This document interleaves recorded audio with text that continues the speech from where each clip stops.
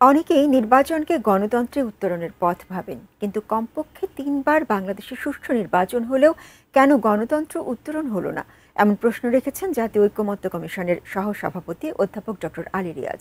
পরিবর্তনের জন্য নির্বাচন প্রয়োজন, তবে সেটি যথেষ্ট নয় বলে মন্তব্য করেন তিনি।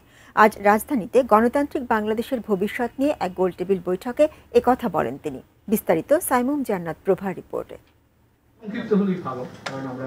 গোলটেবিল বৈঠকে বিএনপির স্থায়ী কমিটির সদস্য সালাউদ্দিন আহমেদ বলেন, নির্বাচন অবাধ ও সুষ্ঠু করতে কিছু সংস্কার প্রয়োজন, তবে রাজনৈতিক দলগুলোর সদিচ্ছাও প্রয়োজন।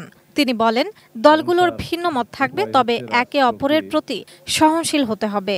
প্রকৃত গণতান্ত্রিক রূপান্তরের মধ্য দিয়ে ভবিষ্যতে ফ্যাসিবাদের উৎপত্তি বন্ধ করার নিশ্চয়তা বিধান করতে হবে। সেই লক্ষ্যেই সংস্কারের মধ্য দিয়ে আমরা যাতে জবাবদিহিতামূলক, সুশাসনের এবং সাম্যভিত্তিক বৈষম্যহীন একটি সমাজ ব্যবস্থা কায়েম করতে পারি। অ্যান্টিব্যাকটেরিয়াল অ্যাডিটিভ যুক্ত সেরা ওয়াটার ট্যাঙ্ক বিশুদ্ধ পানিতে ব্যাকটেরিয়া জন্মাতে দেয় না। নির্বাচন ব্যবস্থা সংস্কার কমিশনের প্রধান বদিউল আলম মজুমদার বলেন, বাংলাদেশে আর কখনো যেন স্বৈরাচার ফিরে না আসে, সে লক্ষ্যে কিছু সংস্কার ও সুষ্ঠু নির্বাচন করতে হবে। আইনের বাস্তবায়ন এবং রাজনৈতিক নেতাদের সদিচ্ছার প্রয়োজনীয়তাও তুলে ধরেন তিনি। 2008-এ যখন আরপিও সংশোধন করা হয়েছিল, তখন উদ্দেশ্য ছিল যে এই সংগঠনগুলো বিলুপ্ত করা হবে, কিন্তু যেটা করেছে আমাদের রাজনীতিবিদরা, এইসব সংগঠন তো বিলুপ্ত করে নাই, তারা তাদের যে গঠনতন্ত্র থেকে এই ছাত্র শিক্ষক সংগঠনের অঙ্গ সহযোগী সংগঠনের বিধান বিলুপ্ত করে তারা ওই একই কাজ চালিয়ে গিয়েছে।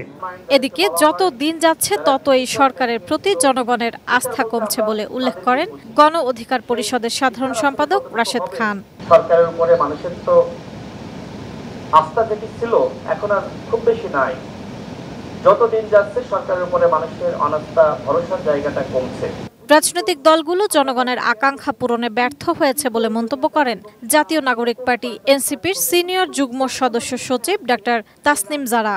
দলগুলো এখন পর্যন্ত যে স্ট্যান্ড আছে সেটা জনগণের আকাঙ্ক্ষা খুব বেশি একটা প্রতিফলিত করতে পারছেন না, তারা আস্থা পাচ্ছেন না এবং তারা সংস্কারগুলো খুব তীব্রভাবেই চাচ্ছেন। সাইমুম জান্নাত প্রভা, এটিএন নিউজ, ঢাকা।